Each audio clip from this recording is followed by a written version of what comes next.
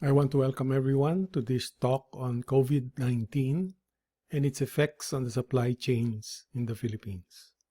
My name is Vic Reventar. I'm currently teaching at the John Gokongwei School of Management, mostly electives. The subjects that I teach are systems thinking and system dynamics, gaming and simulation, management games, project management, and information technology trends. Today's talk will focus on the following questions. How will COVID-19 affect our local supply chains? What weaknesses did this crisis expose? How do we make our supply chains more resilient and more responsive to the demands of the public? And how do we prepare for the future? So in order to do that, let me just examine the coronavirus from a system dynamics model. If you take a look at this diagram, it's really what is called a susceptible, exposed, infected, and recovered model, where the boxes here, the rectangular boxes, represent levels. So you'll have a susceptible population. Example will be Metro Manila, numbering maybe 12 million in population. Okay, and they become infected, which means to say they get exposed to the virus. Then at a later stage, some of them will become part of the infectious population, and then after a while, because they get well, they are removed from the infected population. Okay, the important thing here is that most of these levels exhibit exponential growth. Okay, and this is represented by these reinforcing loops, these R's that have these arrows, and as the amounts here get bigger, the bigger would be the influence on the level. So it's just like interest rate in your bank loan. As you leave the money there, it's earning interest. If you don't do anything, after a while, the money will grow on an exponential basis. Now, a critical item here in this model, which is very critical in supply chains, is the fact that the government implemented social distancing and lockdowns, which is this particular portion here, which means that if you do this, it actually affects the population that gets infected. And I will show in a while using a live model how this actually works, from a modeling standpoint. So this is the same model that I displayed in the previous slide. And if you take a look at it, it's really a model that was done by Tom Fideman, a friend of mine from Ventana Systems, and he is one of the authorities in system dynamics modeling. And this model was modified for the Philippines, and it is governed by an MIT license, which means to say that it can be used by anyone. Okay, so what happens here is that I will run this model live so that I can show you the effects of the lockdown and the social distancing and how it will affect the different parameters like the exposed, infected, recovered, and deaths. There are only 3 variables here that I actually changed. One is the initial population of the Philippines, which I pegged at 108 million. And then the hospital capacity and the public health capacity. So very quickly, this is the model. Let me take a look at what I modified. If you take a look at the initial population, I placed it at 108 million. Okay. The hospital capacity, I placed it at 100,000. This is in terms of the number of serious cases that can be handled in the Philippines. Okay. And the public health capacity is 250,000, which is the number of people that can be that have to be monitored, quarantined, and traced in terms of the determination of the number of infected individuals. Okay, those parameters can change. I mean, we can change them. So let me run the model now. I will run it with those assumptions. Okay, and as you could see,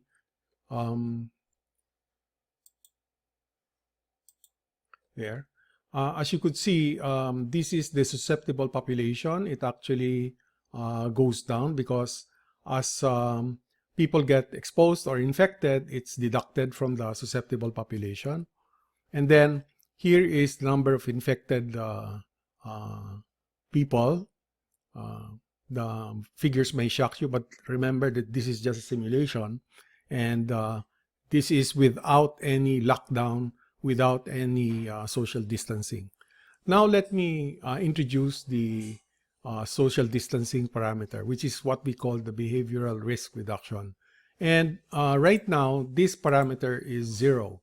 So if we change this value here, it will affect the model. In fact, this is what we call in system dynamics as a leverage point. So a small change here affects the outputs of the model. So let's do that now. So I'll do simulation by varying that value. Okay, and then as you could see here, it's 0. Look at what happens to the curves as I move it down. No? So as if there is sort of a social distancing and lockdown represented by 0.475, notice the behavior and the reduction on the amount of people exposed and infected. If we do it a little bit more there, which is a little bit extreme, that's 0.625, which is a factor. Look at what happened to the exposed, infected, and recovered. No? So it actually goes down, which proves that social distancing and lockdowns do have an effect. So this is a familiar figure or diagram, which we always see in some of the articles, even in the newspapers. So this means that without preventive measures, the number of cases will actually go up, and hopefully it will go to a peak and then go down. But as you could see here, this line represents the healthcare capacity. So the ideal case is the one where the number of cases will just increase and it will peak at the level or the capacity of our healthcare system. In which case, what will happen here is because of the community quarantine and the lockdown and the social distancing, we should be able to achieve this flattening of the curve. So let's take a look at how COVID-19 disrupts both the demand and the supply of goods and services. So this is what we call a circular flow diagram. And as you could see here, because of COVID-19, the businesses cannot operate with their normal operation, which means to say some businesses will close, like example or temporary halt on the operations, the airline industry, part of the transport industry, a lot of the tourism events, okay, the hotels, etc. So even the restaurants, no, most restaurants today just accept deliveries and they're not really open.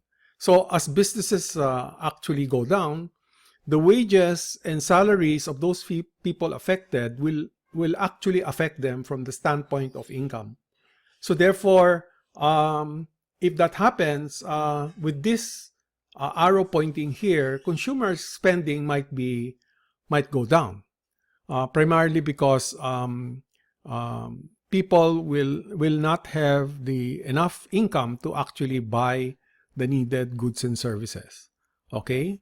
At the same time, if businesses go down, what happens is the delivery of goods and services will be hampered. It can be hampered in the sense that they will not be operating to capacity. It can be hampered because of the fact that the logistics industry is not operating also at full capacity. Therefore, the delivery of goods and services will actually go down. With the households being on lockdown, what happens is that they cannot supply the labor needed for businesses. For example, let's say you have a plant that, example, manufactures soap. Before they were operating at 100%, but because of certain containment measures, they're probably operating at 20%. So today, what is actually happening is we're living off inventories. Inventories which are held by these businesses, and we're sort of constantly depleting that on a day-to-day basis. Another example will be rice. Okay, rice, you have inventory of rice, but on a daily basis, this is depleted, and it's not really matched by production coming from the agricultural sector. This is a more detailed diagram of the flow of money, but it includes the rest of the world because, as we very well know, we are dependent a lot on our imports from other countries. They are also dependent on our exports. This diagram also includes government in between households and firms. And to fund government, we need taxes. And government also purchases from the firms. The firms actually pay taxes to the government. And the government does social transfers, just like the support they're giving right now to the marginalized in terms of additional income. Okay? So we will find out that we are so interdependent in the economy that any component here does actually will affect the others. Just to show the interdependence, here is a diagram by Bloomberg, which plots the share of all imports of intermediate products coming from China. You will notice that a major portion of the global supply chains are very dependent on China, including the Philippines. So therefore, if something happens to the supply chain in China, it actually will affect all of us. ECQ actually disrupts the supply of goods because of containment. As an example, here is a market in Benguet where, as you could see, there's so much supply, but it cannot be delivered to the desired market because of containment. This is a fishing area in Sorsogon, okay, and it cannot ship the fish primarily because, again, of containment. This is a familiar sight for all of us that have to go out, where we encounter checkpoints even though we just want to go to the supermarket to replenish our stock, or we want to, just like me, purchase medicines in a drugstore. Okay, so we are faced with a lot of restrictions in terms of mobility and movement. Just a question. If you take a look at this diagram here, if you have a rising supply plus declining demand, you have falling prices. If you have a falling supply and increasing demand, you have rising prices. Okay? What happens if you actually have a falling supply because of containment procedures and declining demand because of impaired incomes coming from unemployment of the population? So this is what actually happens during containment. Okay, you have new cases of infections, but because of containment, there was an unintended consequence of actually decreasing the amount of production, primarily because there was a slowdown or a lockdown of vital industries, no? Except for the ones that are producing food, some essential services like medical services, etc. So you have a policy which is good for not increasing new cases, but that same policy is the one that is depleting our ability to produce goods and services. So this is a basic structure of the supply chains. No? You have actually in a pandemic like this, a disruption in all stages. So you have a disruption in the raw materials supply. You have a disruption of the suppliers because they're dependent on raw materials. You have a disruption in manufacturing because the manufacturing sector has lowered its outputs. And then you have a disruption also in the distribution because of the containment procedures and certain checkpoints that occur in the industry. You have a lower disruption also as far as the customer is concerned because he cannot just go to any store to get the goods that he likes, primarily because there is a restriction on the mobility, and eventually there is an effect on the consumer because the consumer may not have the buying power because of an extended lockdown.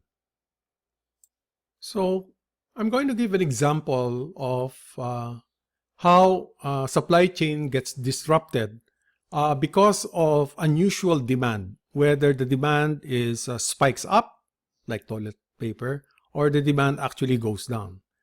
Either way, the disruption will be felt by the supply chain.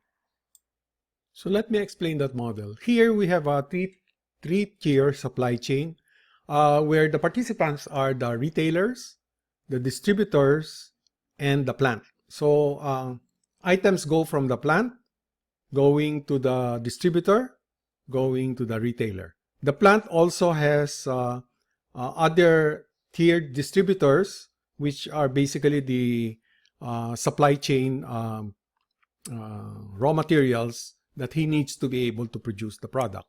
Okay? So there are 3 stages in this supply chain. And we will operate a simulation model that will try to exhibit the behavior of the inventories of these different tiers if there is an increase or a sudden decrease in demand. So let me do that simulation now, where we simulate sales that suddenly increases at a particular point in time. So here, the sales of this product was just about 100 units per month. But when it reaches month 20, there was a sudden surge of demand going up by 100, no? In terms of the number of units that are demanded, 200 units per month. And as you could see, these are the different inventories of the participants in the supply chain. The blue one represents the retailer, and what you see is an oscillation of its inventory. And because this oscillates, the oscillation actually occurs also in the distributor, the red one, and the plant. The explanation of this oscillation is because of the adjustments that are being made by the different participants to adjust to the new demand for the particular item. Let me demonstrate another example. This one is a beer distribution. It's actually modeled as a game, but it illustrates the bullwhip effect in supply chains. Okay, so here you have a model that's running 4 tiers. You have a factory, the first, distributor, wholesaler, retailer, and we are here at the other end, which is the consumer of the beer. So as you could see, the factory is supplying the distributor goes to the wholesaler and goes to the retailer, and then the retailer is the one that supplies the demand. So if you take a look at this system, and let's take a look at the statistics, no? As you could see here, the behavior of the inventory of the 4 participants is actually oscillating. No? In other words, the disruption is there because of the demand, uncertain demand, which can go up and down.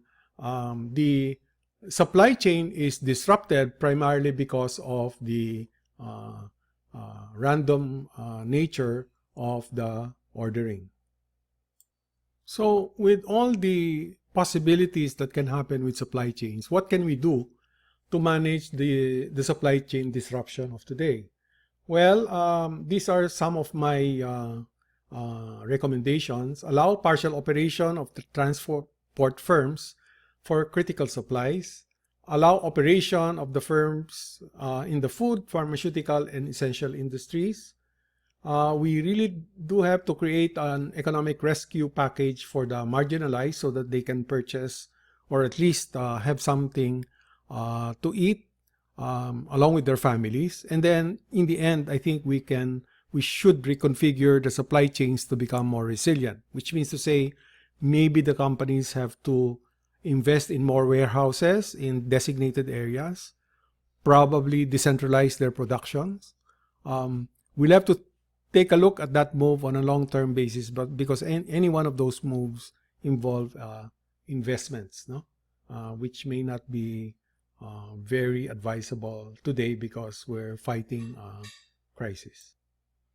Lastly, I think the Philippine local supply chain and logistics companies here in the Philippines are going to be able to solve this problem. They're a fairly organized group. You have the Supply Chain Management Association of the Philippines, and then you have the Supply Management, this Philippine Institute for Supply Management. They are quite active in the industry, and most of their members are the manufacturers. So my feeling is that we should be able to design more resilient supply chains to actually face similar events in the future.